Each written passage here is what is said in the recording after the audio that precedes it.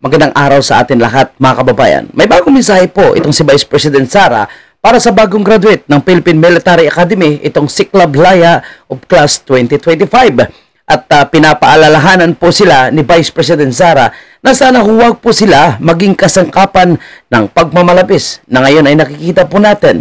Pagtatraidor at lantaran pa na pagtatraidor na nakikita natin ngayon at pagpapahirap na nangyayari po sa ating bayan gamit po ang kapangyarihan ng nakaupo sa pwesto at ang mga sundalo at ilang opisyal po ng ating mga kapulisan ay nagagamit po nila bilang instrumento sa panggigipit ng ibang ordinaryo Pilipino, lalo na po pag naka-align sa mga Duterte.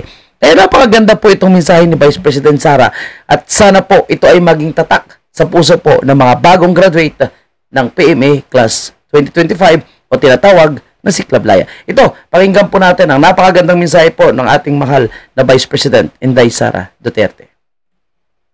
Chosen the life of selfless service that only the brave, the courageous, and the real patriot would choose, demonstrating strength, integrity, and honor before a nation seeking to overcome institutional abuse of power and extreme inequalities impacting mostly the poor. Lagi sana kayong maging instrumento na magsusulong ng kabutihan, ng tama, ng katotohanan, at tunay na pagbabago sa buhay ng mga Pilipinong patuloy na nangangarap, nagsusumikap, at umaasang magtatagumpay. Huwag sana kayong maging kasangkapan ng pagmamalabis, pagtatraidor, at pagpapahirap ng mga nasa kapangyarihan sa mga kapwa Pilipino na katulad ninyo ay matapang na naninindigan para sa kabutihan, sa tama, sa katotohanan, at sa tagumpay ng mga Pilipino. Sa inyong paglilingkod ay magsisiklab hindi lamang ang mga minimithi natin bilang isang malayang bansa, kundi pati na rin ang pagliliyab at paglagablab ng ating lakas upang maging tunay na malaya. I trust that you will continue to personify the virtues that shaped your military education and enabled you to become commendable cadets with courage, integrity, and loyalty to your noble path of duty. Keep the fervor within you burning and continue building a bright future amid every hurdle and challenge in these times of uncertainty, so you may stand as a beacon of hope and strength to our hopeful nation. May you always strive to restore and uphold the values of an independent, non-partisan, and professional institution, one whose sole duty is to defend the Constitution. May you never yield to the greed for material gain, political pressure, or foreign influence. May you always stand unbowed. Congratulations, Siklab Laya Class of 2025. Shukran. Natin kaya nawalang volume. Alam niyo mga kababayan po natin, napakaganda po at napaka-meaningful itong mensahe po ni Vice President Sara.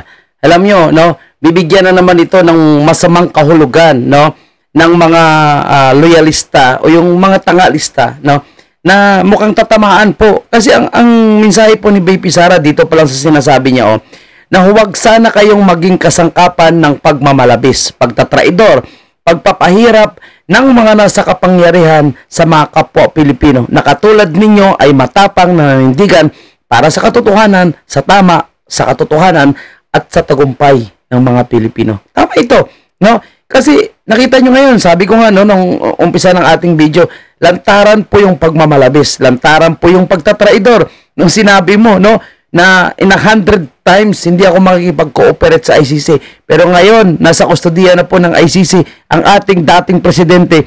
Nasabi mismo ng isang opisyal ng pulis, nung kami ay nagpasalamat dahil matagumpay at mapayapa po yung nagawang nangyaring rally sa Liwasang Bonifacio. Ang sabi ng pulis, kailangan natin suportahan si President Duterte ibalik sa Pilipinas dahil siya lang ang presidenteng ramdam namin yung pagmamahal sa mga pulis. Yan po ang sinabi ng isang pulis opisyal. So pagtatraidor, na yung mga pulis na sinikap ni President Duterte na ma-increase ang kanilang sahod, particularly po yung mga matataas na opisyal, itong sila Torres, sila Marvel, no? Sila Brownie sa Armed Forces of the Philippines, no? Yung doktor na na sundalo na hindi pumayag na dalhin sa ospital si President Duterte, no? Sila po ay numero 1 na nakatanggap ng dobling sahod or mas mataas na increase, di ba? Yung pagtatraidor, pagpapahirap, no, at ang paggamit ng kanilang kapangyarihan. So tumpak po ito, no, na ito actually kung titingnan po natin, wala namang pinapatamaan si Vice President Sara.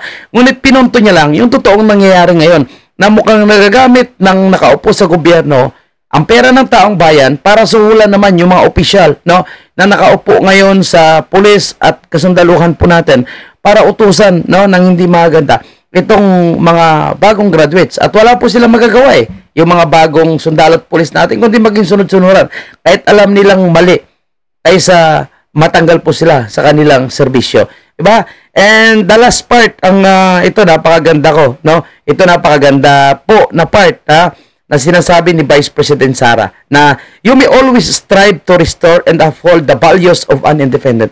Tama, no? Independent, non-partisan, and professional institution. And ito, ang karugtong nito, napaka-the best, no? And one whose sole duty is to defend the Constitution. Yes, you may never yield to the greed for materials gain and political pressure or foreign influence. Napakaganda po yung punto ni Vice President Sara. Mananatiling independent, non-partisan, at maging professional sa ating institusyon at patuloy na bantayan at dependahan yung ating konstitusyon at hindi magamit ng mga grade, no? Itong mga gahaman sa pwesto. Hindi sila magamit sa political pressure at lalong hindi po sila may impluwensyahan dapat or pumayag na maimpluwensyahan ng mga dayuhan. Lahat po yan. Actually, no, na reminder at panawagan ni Vice President Sara, nangyayari kasi ngayon, no, na yung pulis, kasundaluhan po natin, dahil ang PMA na yan, dyan po manggagaling yung mga opisyal ng PNP and maging opisyal po ng Armed Forces, no? At minsan pupunta pa sa ibang, sa Coast Guard, pupunta pa sa Navy.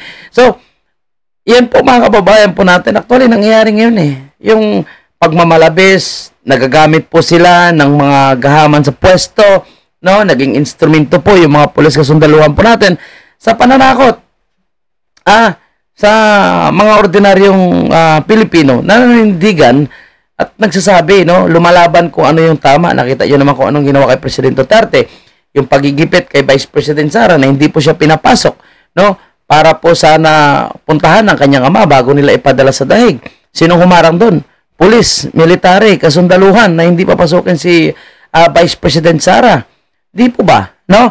Mga kababayan natin, yung pag-atake po sa Kingdom of Jesus Christ, yung balibalita na di umano'y papasukin yung bahay ni President Duterte at nung kalaunan ay sinasabi nila na fake news daw dahil marami ng tao yung nagbantay doon sa bahay ni President Duterte, no? Ay hindi nila natuloy ang kanilang masamang plano kasi natatakot ngayong tao na posible mag-aabuso na naman itong mga opisyalis at mga tauhan ng PNP, CIDG, no? Base sa utos sa kanila, kung ano man po yung masamang utos sa kanila, posibleng magtanim ng mga ebidensya yan. Sa dami ng taong bumantay doon, dahil sa info na lumabas, hindi nila natuloy yung kanilang plano. So, itong mensahe po ni Vice President Sara, kung talagang pakinggan, unawain po ng ating mga pulis at kasundaluhan, hindi lang po yung mga bagong graduate nitong Siklablaya 2025, no? Kundi yung mga nakaupo sa pwesto ngayon, lahat ng pinunto ni Vice President Sara nandyan. At yan po ay hindi pasaring. Yan po ay isang pakikiusap, no? Reminder na sana huwag po sila magamit, no, ng mga nakaupo ngayon sa pwesto. Magiging independent po sila, non-partisan, at patuloy, no, nabantayan yung ating konstitusyon. Mabuhay po kayong lahat, mabuhay po yung bansang Pilipinas, mabuhay po si Vice President Sara. Patuloy nating proteksyonan ang mga leader ng ating bansa na handang magtrabaho para sa sambayan ng Pilipino. Hindi po sa kanilang political party, lalong hindi po para sa kanilang personal na agenda o pamilya o agenda ng kanilang pamilya. Maraming salamat. Huwag kalimutan mag-like and share. Mabuhay po kayong lahat mga kababayan. Thank you po.